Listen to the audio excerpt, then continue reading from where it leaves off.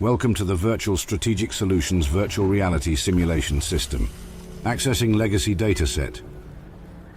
Files loaded. Simulation ready.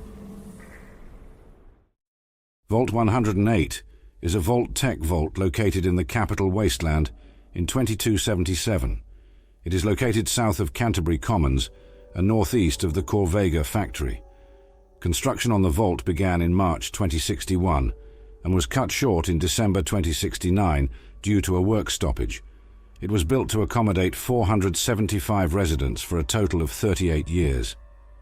The premise of the experiment revolved around intentionally leaving all standard positions unfilled to be assigned personally by the overseer. This was with the exception of 3 named roles, including Zachary K. Jameson as Chief of Staff, Jerick Maddox as Chief of Security, and Nathan Oregon as Morale Officer. In addition, the primary power supply was intentionally set to fail in 20 years, just shy of half of the vault's intended active time span.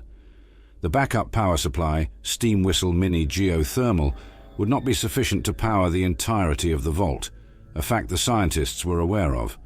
In addition, the vault would be outfitted with 3 times the normal amount of defensive weaponry and lack standard entertainment. For the overseer role, scientists chose Brody Jones, who, according to the pre-assignment medical tests, had a genetic disposition for a rare type of cancer. They estimated this would cause his death in a little over 3 years after the project's start date. The scientists noted that these 2 events should combine to allow a proper catalyst that allows this project to continue as planned. Scientists within the vault furthermore engaged in a series of cloning experiments. A holotape found in the cloning lab describes their efforts to clone a man repetitively. It outlined the process in that every time the man, Gary, was cloned, he immediately became hostile to non-clones, with each one becoming more violent.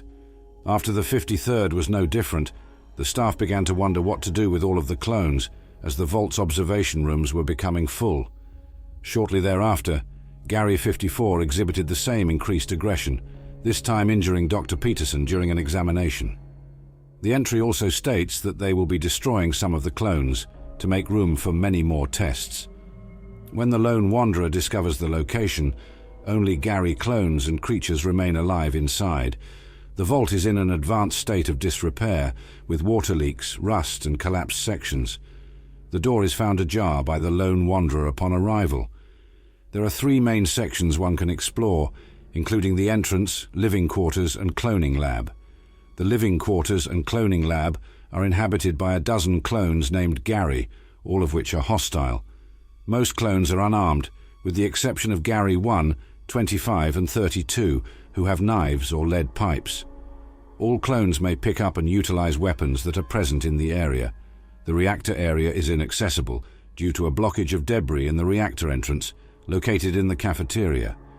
The overseer's office is also inaccessible and features a different window than other vaults in the region, as it is rectangular shaped.